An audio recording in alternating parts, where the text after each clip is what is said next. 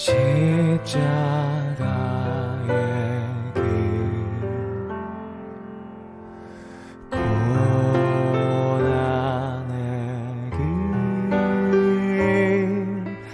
나를 위해 가신 그 길 그 피가 맘속에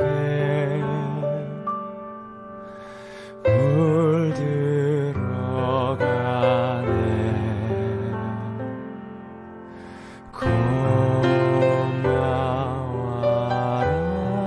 고마워라 예수의 사랑 나갈 거야 주가 가신 그 길 그 언덕 그 은혜 안에 내 삶을 부었네 그 사랑에 내 생명 드리리 날 구원하신 나의 예수님 그 보석 같은 이름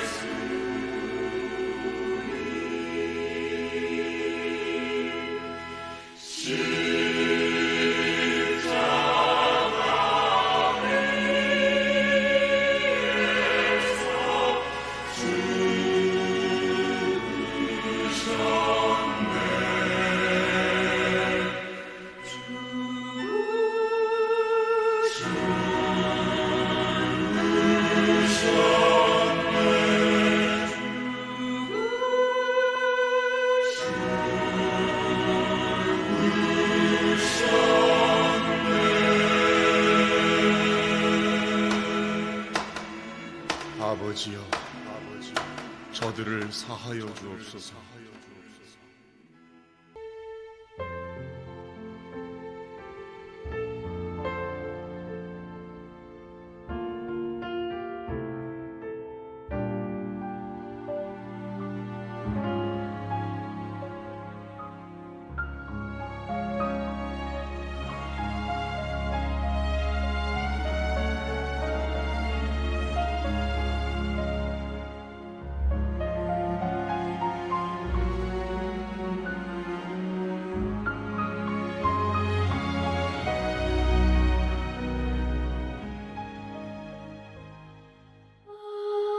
오늘은 사순절의 제35일 고난주간의 월요일입니다. 고난주간 월요일 예수님은 성전에 올라가셨습니다. 성전은 하나님께 예배하는 장소입니다. 성전은 하나님께 기도하는 장소입니다. 그러나 예수님께서 성전에 들어가셨을 때 성전 안에 있던 많은 사람들은 하나님이 아닌 다른 것에 집중하고 있었습니다.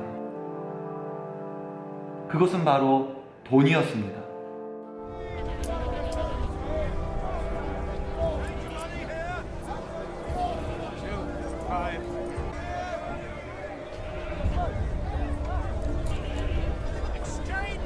엉망인 성전의 모습에 화가 나신 예수님은 사람들의 돈통을 다 엎어버리셨습니다.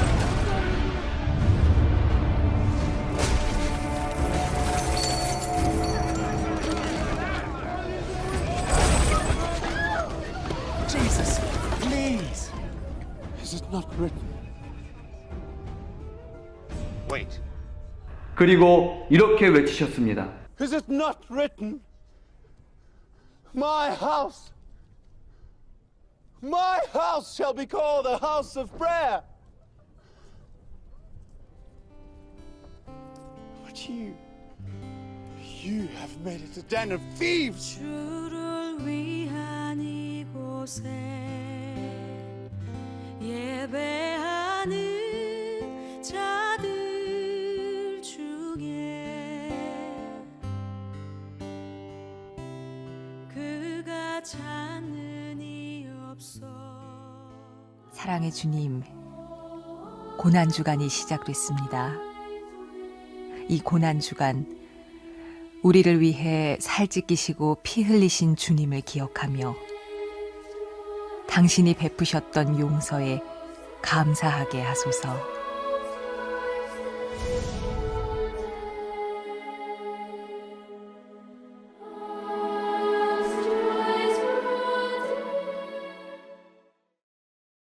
오늘 이 아침 우리에게 주신 말씀은 마가복음 11장 15절에서 18절입니다. 마가복음 11장 15절에서 18절.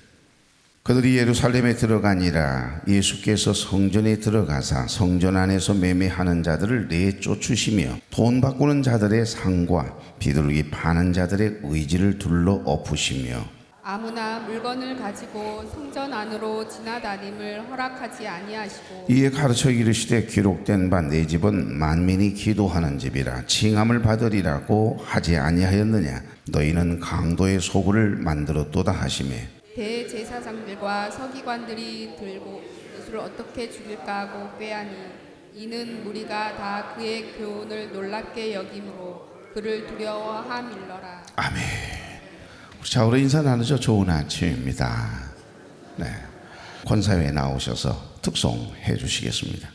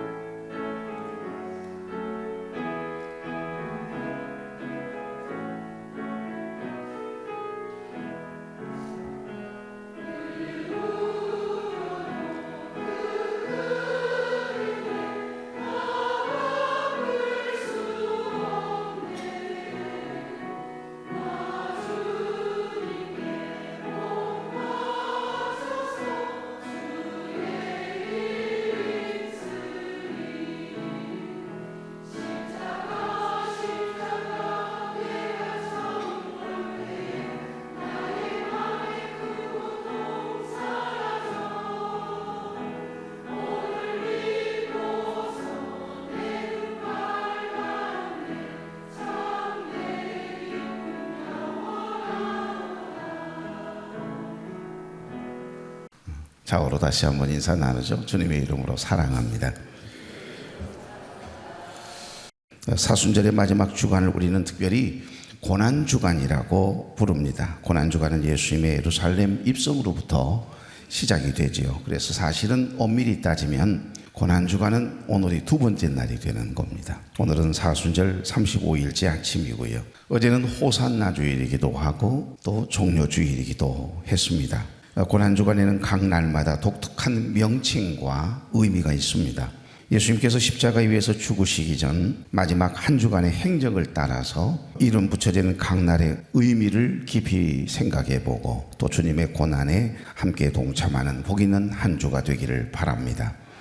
오늘부터 고난주간입니다. 오늘 영상을 보신 것처럼 고난주간 월요일은 성전 청결의 날이기도 하고 오늘 이 날 붙여진 이름은 권위의 날, 예수님의 권세, 권위의 날. 당시 오늘 예수님의 행적은 임만무성한 길가에 심겨진 무화과 나무를 저주하신 사건이 있었던 날이기도 하고 방금 보셨던 것처럼 성전은 만민이 기도하는 집이다 하면서 성전을 청결케 하신 사건이 있었던 날이기도 합니다. 그리고 성경의 기록을 보면 성전에서 소경과 저는 자를 고쳐주신 날이기도 하고요. 성전은 하나님을 예배하는 곳입니다. 그리고 만민이 기도하는 집이죠. 그런데 사람들은 하나님을 예배하는 일에는 관심이 없고 예배를 드리고 있는데도 그 마음에는 어둠으로 가득 차 있고 세상 일에 육신적인 생각에 사로잡혀 있고 먹고 사는 일에 그만 마음을 빼앗김 당하고 그리고 항상 이윤을 남기는 장사에만 관심이 많았던 모양입니다. 지금이나 그때나 다 똑같지 않습니까? 당시 성전 안에는 희생제물에 사용할 짐승과 물품을 매매하는 행위가 자연스럽게 제사를 드릴 때마다 제물이 필요하고 하나님 앞에 헌금을 드릴 때마다 화폐가 필요하니까 이렇게 알게 모르게 짐승과 제물을 사고 파는 그리고 물품을 매매하는 행위가 성행할 수밖에 없었겠지요. 이로 인해서 종교 지도자들이 이권에 개입하게 되고 폭리를 취하느라고 정신이 없었던 모양이죠. 특히 이들이 장사판을 벌이는 곳은 성전이 가장 바깥 구역인 성전은 이렇게 구역이 다 정해져 있거든요.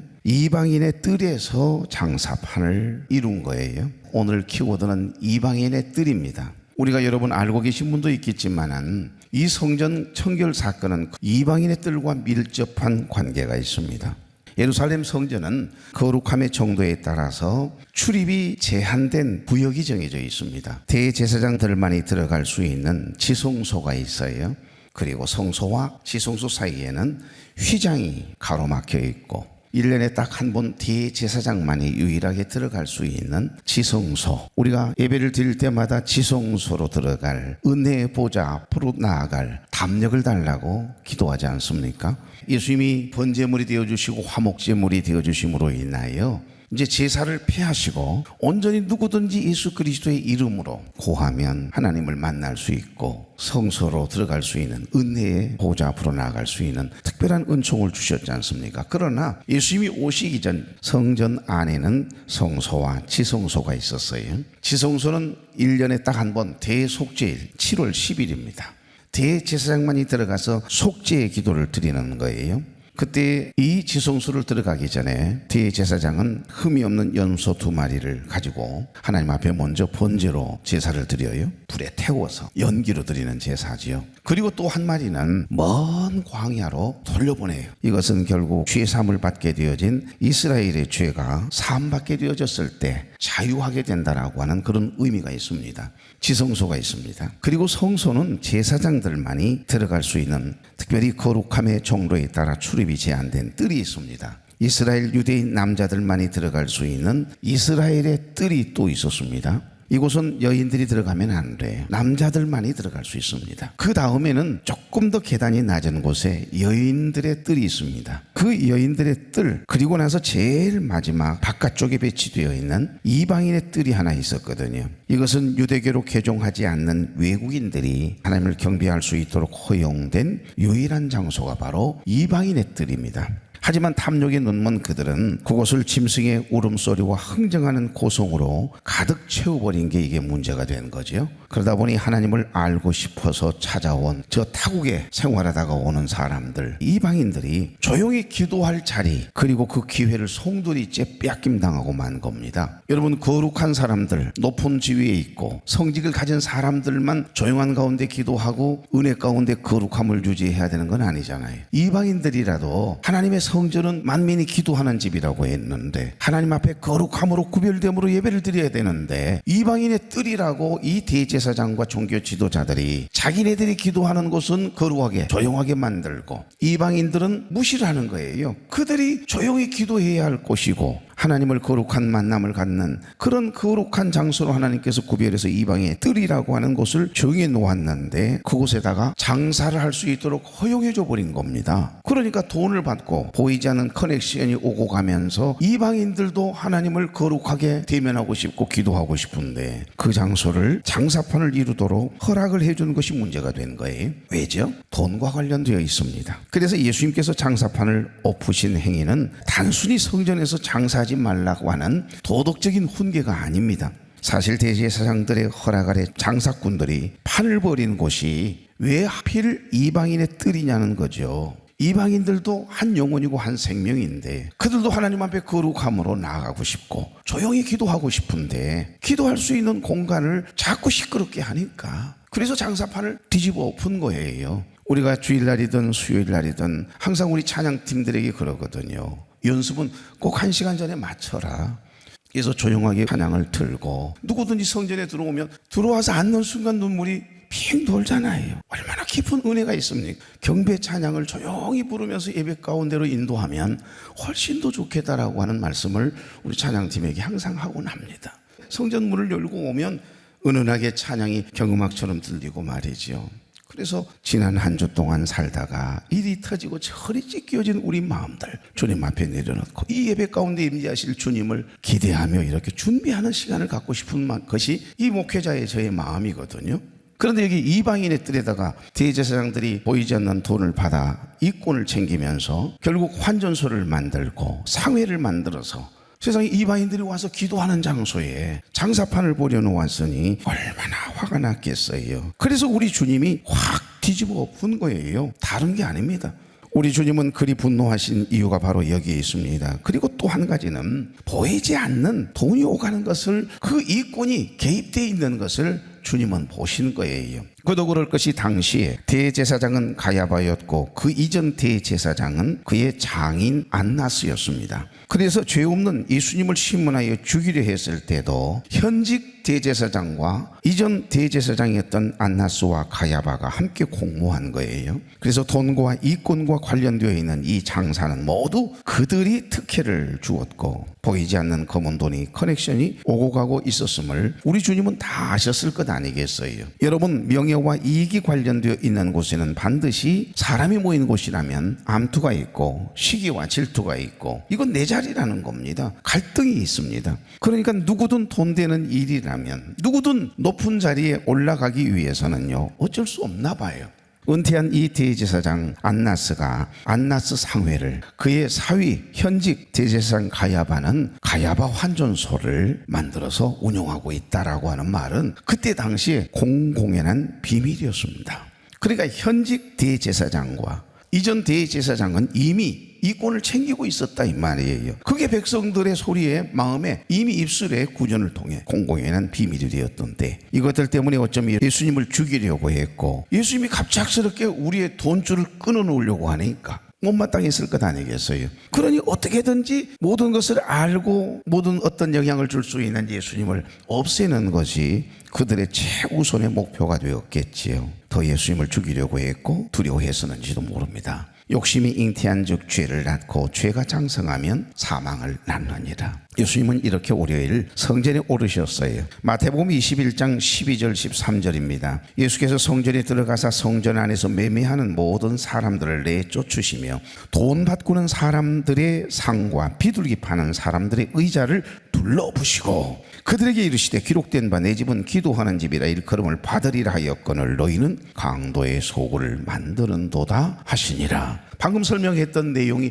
그대로 들어있지요. 당시 성전에 들어올 때 유대인 남자들은 반드시 성전세를 내게 되어 있습니다. 성전세 내지 않으면 들어갈 수가 없어요. 그래서 성전 안에서만 통용되는 화폐가 따로 있었습니다. 그 당시 사용되어지던 일반 화폐 로마 압제하에 있었으니까 로마 화폐와 바꾸는 과정에 환전 수수료를 떼는 거예요. 우리가 외국에 나갈 때마다 여러분 은행에 가서 외국 돈으로 바꾸잖아요. 이렇게 환전할 때마다 너무 아까운 게 있어요. 뭐가 있죠? 환전 수수료를 떼는 거예요. 쓰다가 남은 달러를 다시 팔 때는 완전히 손해보잖아요. 사가지고 갈 때와 팔 때 완전히 가격이 달라요. 왜 그러죠? 수수료가 붙기 때문에 그렇습니다. 이들은 그 당시의 기록을 보게 되면 환전하는 수수료를 12.5%까지 냈다라고 하는 사료가 있습니다. 생각해 보십시오. 교회 헌금을 하려고 정성껏 준비한 100만 원을 준비했다고 가정을 해보십시다. 그러면 그걸 환전해 주는 과정에서 환전 수수료가 12.5%니까 12만 5천을 떼버린 거예요. 이런 도둑이 어디가 있습니까? 하나님께 드리기도 전에 지네들이 먼저 떼어가는 겁니다. 여러분 그 돈을 챙기다 보니 당연히 이권이 개입되었을 거고 돈독이 오른 거죠. 그러다 보니 성전에는 돈 바꾸는 자들로 가득했습니다. 절기마다 속전의 값으로 드리는 성전세를 세겔이라고 하는 돈으로 환전해야 됐기 때문에 하나님께서 어떻게 로마 화폐는 안 받으시고 이 세겔만 받으셨을까요? 이건 결국 사람이 만들어내는 거죠. 이권을 개입되는 거죠. 흠없는 재물의 문제는 더 큰 문제였습니다.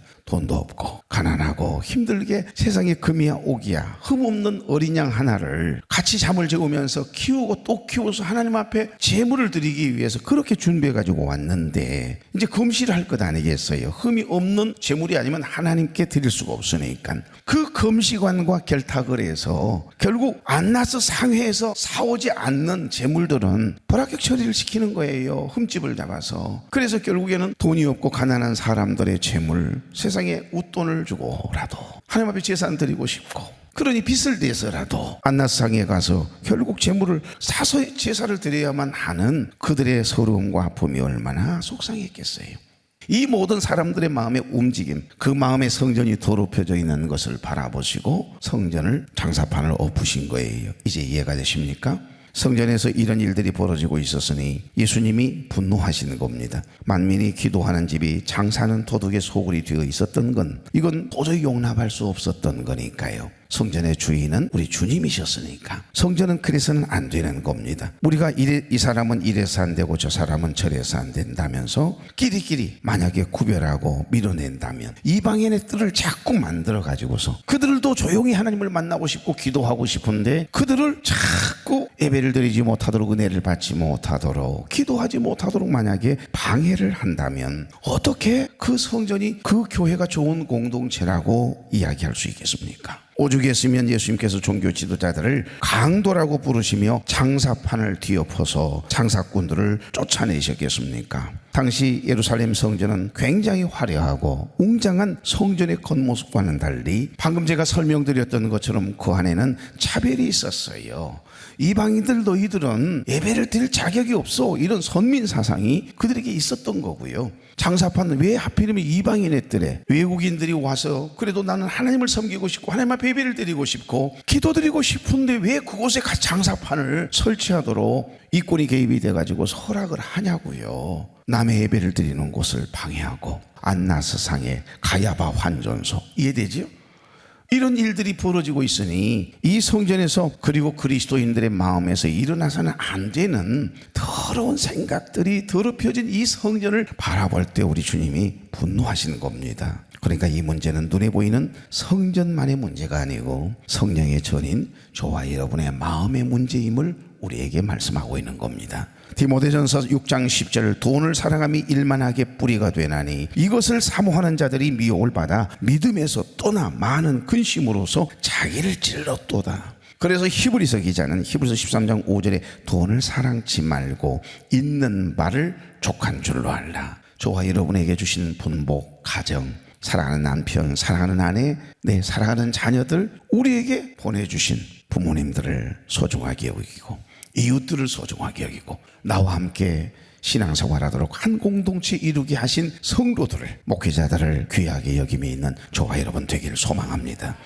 그들의 불의함과 부패한 마음으로 거룩해야 할 성전이 이렇게 보이지 않는 더럽혀진 모습을 바라보고 우리 주님은 분노하시는 거예요. 그래서 뒤집어 본 겁니다. 사도 바울은 고린도전서 6장 19절 20절에 너희 몸은 너희가 하나님께로부터 받은 바 너희 가운데 계신 성령의 전인 줄을 알지 못하느냐. 너희는 너희 자신의 것이 아니라 값으로 산 것이 되었으니, 주님의 피로 값주시고 사셨잖아요. 하나밖에 없는 아들 예수 그리스도를 십자가에 내어 죽게 하시기까지 우리를 사랑하셔서 그 주님의 십자가의 보혈의 피값으로 우리를 사셨잖아요. 그래서 값으로 산 것이 되었으니 그런즉 너희 몸으로 하나님께 영광을 돌리라 말씀하세요. 그리고는 사도 바울은 고린도 교회 성도들을 향해 쓴 편지를 통해 고린도전서 3장 16절 17절을 통해 너희는 너희가 하나님의 성전인 것과 움직이는 성전인 것이다. 하나님의 성령이 너희 안에 계시는 것을 알지 못하느냐. 누구든지 하나님의 성전을 더럽히면 하나님이 그 사람을 멸하시리라. 하나님의 성전은 거룩하니 너희도 그러하니라. 우리의 몸은 하나님의 영 곧 성령이 거하시는 성전인 줄로 믿습니다. 주님의 피로 값주고 사신 예수 그리스도의 몸이에요. 그래서일까요? 우리 하나님은 거룩해야 할 성전을 더럽히는 것을 제일 싫어하십니다. 여러분 안에 하나님이 품지 말아야 할 마음을 자꾸 품는다. 그거 성전을 더럽히는 거예요. 내 마음에 내 심령 안에 더럽혀진 이 성전의 장사판을 엎어야지요. 다른 사람 자꾸 마음을 뒤집어 놓고 성전을 뒤엎으면 안 되는 겁니다. 내 안에 있는 성전 삼고 계시는 이 성령의 전인 내 마음이 더럽혀진 것을 뒤집어 엎는 그런 특세 기간이 되었으면 좋겠어요. 바랍니다. 이번 고난주간 전교인 특별 새벽기도회를 통해서 어두워지고 더럽혀진 우리의 몸과 마음 그리고 영혼의 등불을 켜서 내 안에 있는 어둠은 없는지 돌아보고 그 어둠을 몰아내고 우리의 마음의 성전을 청결하게 하고 주님의 첫사랑을 회복하는 복 있는 기회 삼기를 바랍니다. 요즘 교회 안에 원불교인들이 많다고 그러네요. 그래서 내가 깜짝 놀랐어요. 아니 무슨 원불교인들도 무슨 포교 활동을 하나 그래서 내가 깜짝 놀라서 뭔 원불교인들이 다 교회에 온다요 그랬더니 우스갯소리더라고요. 원불교, 원망과 불평이 많은 교인. 원망과 불평이 많은 가정에서도 세상의 교회에서도 원망과 불평을 항상 쏟아내는 원불교인들이 그렇게 많이 와 있다요. 교회마다. 우리 교회는 아닌 것 같소. 말씀을 맺습니다. 이 성전 청결 사건은 예수님의 공생의 초기 한 번, 그리고 오늘 본문 십자가를 지시기 전에 또 한 번 성전을 청결케 하는 이 사건을 기록에 담고 있습니다. 공생애를 시작할 때 첫 번째, 그리고 공생애를 마치면서 십자가를 지시기 전 또 한 번 이 성전은 거룩해야 된다. 만민이 기도하는 집이다. 이것은 하나님의 집이다. 이러시면서 마지막 수많은 사람들에게 각인을 시키고서 십자가를 지시거든요. 성전은 하나님을 예배하는 곳이거든요. 만민이 기도하는 집이에요. 일평생 여러분의 마음의 성전까지 청결하게 해서 주님의 생각과 마음을 담는 거룩한 그릇들로 귀하게 쓰임받는 복 있는 삶이 되기를 주 이름으로 축복합니다. 좋으신 하나님, 좋은 날 좋은 아침을 주시니 감사합니다. 이제 특별 새벽 기도의 첫째 날 우리가 말씀을 나누고 기도했습니다. 마지막 날까지 우리 교우들이 이 현장에 나와 함께 기도하며 하나님의 은혜를 경험하도록 기름 부어 주시옵소서. 성전의 장사판을 엎으신 주님의 거룩한 분노를 이 아침 생각해 보았습니다. 주님, 우리 마음의 성전에 자리 잡은 탐욕이 있습니까? 이기심이 있습니까? 원망과 불평의 모습들이 있습니까? 이 시간 성령의 불로 태워주시옵소서. 하나님을 모르는 이들의 앞길을 가로막았던 우리의 영적인 배타성을 회개합니다. 우리 영혼을 주의 보혈로 씻어주시어서 마음의 성전을 다시 한번 청결케 해주시옵소서. 이번 고난주간 특별 새벽기도회를 통해서 우리 마음이 기도하는 집으로 회복되게 하시고 주님의 첫사랑을 회복하게 하시고 무엇보다도 사랑하는 종들의 건강을 회복시켜 주시고 치료해 주시옵소서. 예수 그리스도의 이름으로 축복하며 기도하옵나이다. 아멘.